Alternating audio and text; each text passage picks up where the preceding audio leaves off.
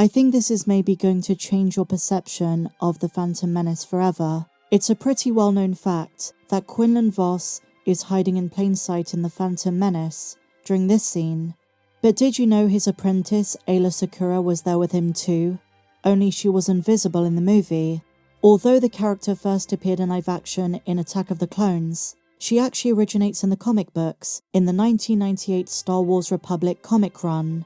And in issue number 38, it's revealed both Quinlan and Secura were on Tatooine for a covert assignment at the same time Qui-Gon met Anakin in episode 1, and they both witnessed the meeting from afar. While both Quinlan and Aayla recognized Qui-Gon, they couldn't risk losing their cover by revealing themselves and saying hello. Quinlan later expressed regret at not having done so after hearing of Qui-Gon's death, adding that maybe he could have helped him get to Coruscant had he made himself known. And it's later revealed the real reason Aayla and Quinlan were on the desert world was to investigate a drug smuggling network. Aayla Secura is one of the most underrated Jedi. She had a very tough time in the expanded universe, almost having a brush with the dark side. Both her and her master Quinlan Vos undertook numerous successive missions together before her knighthood and before the events of the Clone Wars. Considering the Kenobi show confirms that Quinlan survived Order 66, the next time we see him, preferably alongside Asajj Ventress after the Bad Batch, I hope there's at least a mention of his old Padawan who died on Felucia during the Great Jedi Purge, and that was one of the more brutal scenes of Revenge of the Sith. And did you know, my dear friends, there were conversations as to whether or not to bring her into episode 1, but George later decided to save her concept for Attack of the Clones, and originally she wasn't going to be a Twi'lek. She was a fish-like creature, and the original concept actually evolved into the character of Kit Fisto, and incidentally, both characters did share a connection. Now just imagine if for whatever reason, Quinlan and Ayla's cover was blown on Tatooine. Imagine if Darth Maul had sensed them. Would it have changed the events and outcome of the Phantom Menace? What if instead of Qui-Gon, Maul revealed himself to Quinlan and Aayla? Now what's most fascinating about the comic run which reveals that Aayla and Quinlan were on Tatooine is we learn about Quinlan's perception of Qui-Gon and how other Jedi responded to Master Jinn's unorthodox approach to the Force. Quinlan's view of Qui-Gon, though respectful, was also shaped by Vos's master, Tholm. So at the start of the comic, Quinlan and his Jedi Master are on a mission. "Focus, young Quinlan. Force push together with me," Tholm insists. "I was afraid of this. They've pinpointed our location." After basically wandering through a sewer, Tholm says, "We've lost our pursuit for now, but we need to get off the planet." That would be easier, of course, if one didn't smell like one had just been flushed through a sewer. And then Quinlan responds with a bit of advice given to him by Qui-Gon Jinn. Qui-Gon says a true Jedi does not place too great a value on how one looks, but on how one is. Appearances are superficial, the way you smell, the way you look. It's all about the inside. And then Tholm responds, "I revere Qui-Gon, but he doesn't care that he looks like a bantha and smells like a Rodian. Not every word from his mouth is a pearl, despite what he himself may think." "Yes, Master," Quinlan replies. And it was only later in his life that Quinlan started to realize that the more orthodox, stricter view of the Force, held by those like his master and Yoda, was very narrow, and later he develops a wider perspective of the Force. But in this moment he's told not to listen to Qui-Gon. And the irony is that Jedi Masters like Tholm perceive Qui-Gon as arrogant and self-absorbed, when he was anything but. I kind of think Tholm was jealous that his own Padawan had more reverence for Qui-Gon's words than his own. And then we fast forward to after Qui-Gon's death.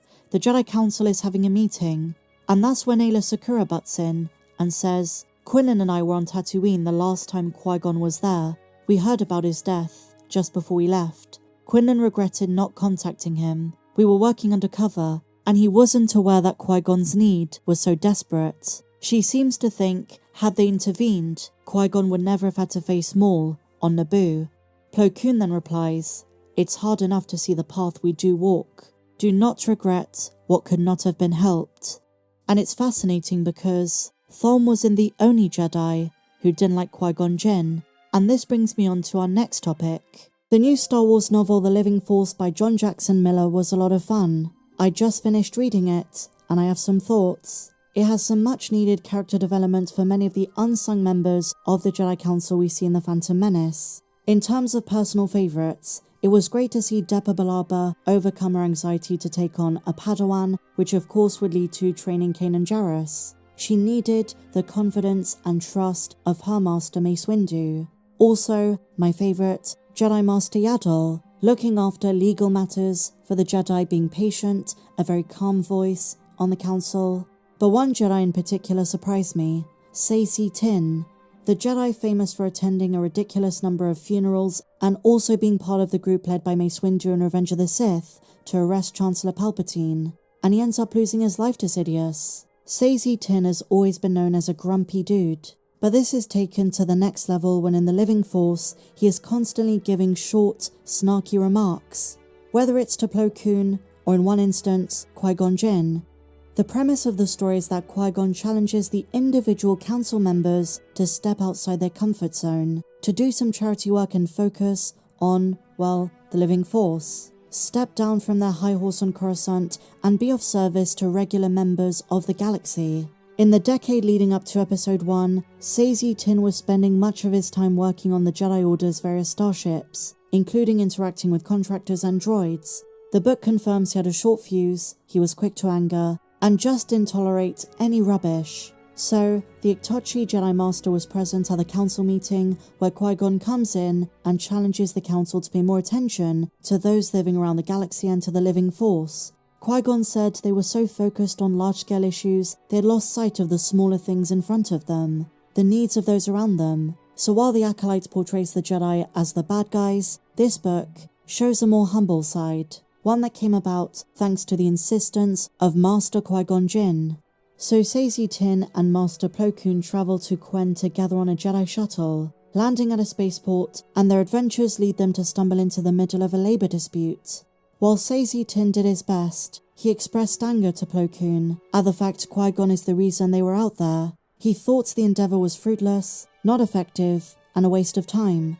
And Saesee Tiin has a very snarky comment when Qui-Gon enters the chamber, suggesting they do some charity work earlier in the book. Let me read you a little excerpt. Mace Windu says, "It seems we've been given a challenge. I can't imagine how improving lives never occurred to us." Light laughter followed from around the chamber. "But not everyone. We all respect Master Qui-Gon," Ki-Adi-Mundi said.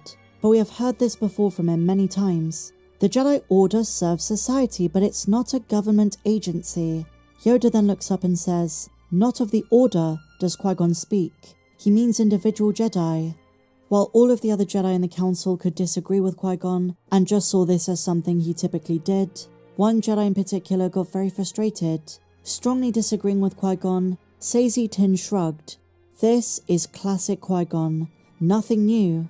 And combined with comments he makes later in the book, he was not a happy boy, he thought it was pointless, and we really get the impression Saesee Tiin is more of a by-the-book Jedi, following all the rules, performing his duties, and not the more balanced view that Qui-Gon took, putting importance on the Living Force over the Council's wishes. So Saesee, while he may have had some respect for Qui-Gon Jinn, doesn't really seem to like him.